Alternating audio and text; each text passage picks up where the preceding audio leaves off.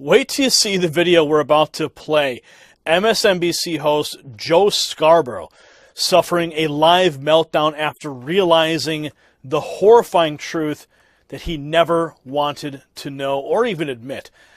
Stacey Law, Liberty Writers News, gives us the background. Once again, Trump is winning. Yes, we recently reported about how Trump had led the RNC to raise $75 million in the first 6 months of 2017, but it's getting even better. MSNBC hosts are starting to realize it now, and it's just like watching election night all over again. Watch now, Joe Scarborough, completely detached from reality, claim the GOP is race baiting. The GOP is race baiting, and then come unglued when he realizes the truth. You're going to love it. Take a look. And you can actually see it in the numbers. Of course, the Republicans, again, I think a lot of us are doing what we did in 2016. I mean, we spent all 2016, I'm not talking about you, but just around this table, talking about how bad things were going for the Republican Party, how they were embracing race baiting, how their policies were not positive or optimistic, and they ended up taking over everything. 2017 has been even worse. We're all shocked by what happened in Charlottesville. We're shocked by how inept Donald Trump has been as president of the United States. And yes, he has low numbers, but while you were talking, we were putting up numbers like cash on hand. The Republicans have $47.1 million cash on hand. The Democrats only have $6.9 million cash on hand. And you look at the money that they have raised in 2017, Republicans have doubled Democrats $86.5 million to $42 million in just about every case. It seems when a party is out of power, people get energized and they get focused, and you really see things change. But again, as we keep going, even Senate races, for some reason that I just can't explain, are breaking Republicans' way.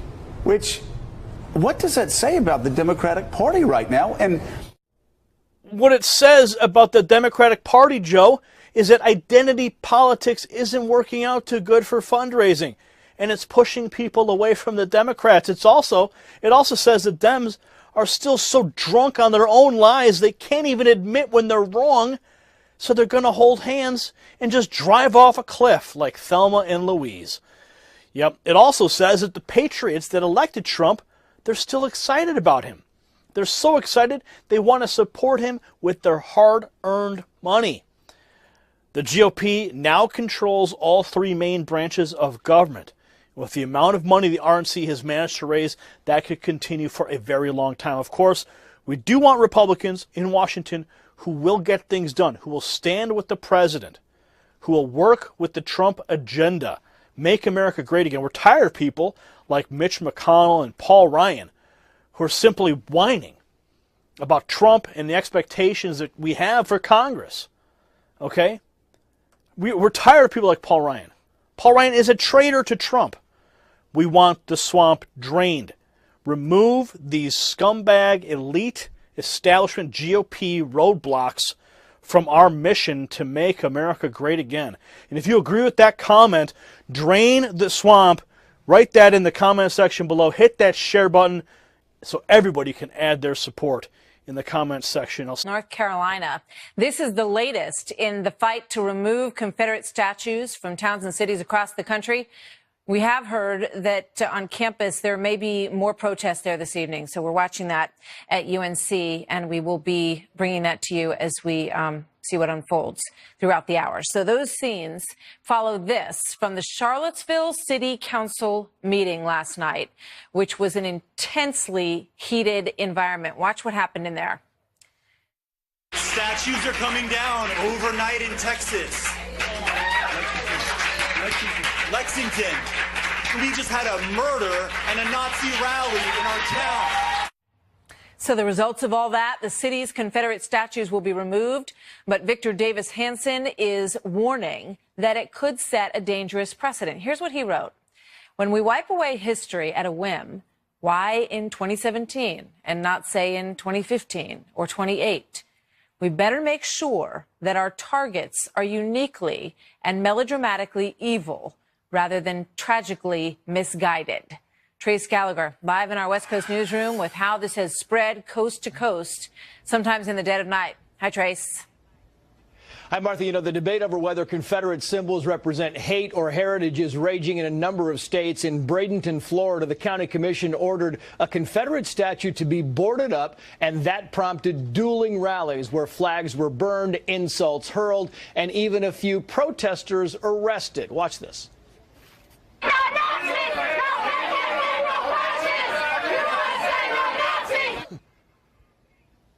One side said the statue had been co-opted by white supremacists and needed to be removed. The opposing side argued the statue simply honors those who fought for their beliefs.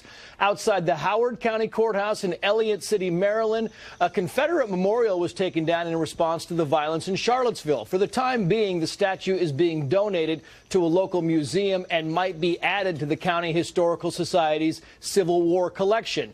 In Columbus, Ohio, at the Camp Chase Confederate Cemetery, which early in the Civil War served as a prisoner of war camp, a Confederate statue was vandalized. The bronze figure of a Confederate soldier had the head torn off when vandals tried to topple the statue.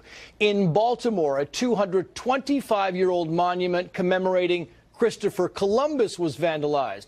A video posted online, which we cannot show you, has the statue being destroyed and a narrator who says that Christopher Columbus initiated a centuries-old wave of terrorism, genocide, rape, and slavery. In the nation's capital, the Jefferson Memorial appears to be safe for now, though it will get an update to address the, quote, complexity of America's third president, including his history as a slave owner. And finally, in Houston, a man was arrested and accused of trying to blow up the Dick Dowling Confederate Monument. Dowling was hailed as a Confederate war hero in Houston, serving in the Jefferson Davis Guards. Martha. Trace, thank you very much. So here with more, Dana Lash, host of Dana on the Blaze TV, and John O. Caldwell, a Republican political analyst. Welcome to both of you tonight. I just want to put up a quick poll here. ABC Washington Post, do you approve or disapprove of Trump's Charlottesville response? 56% say that they disapprove, 28% approve, 16% had no opinion. And here is Vice President Pence on this earlier. Watch this.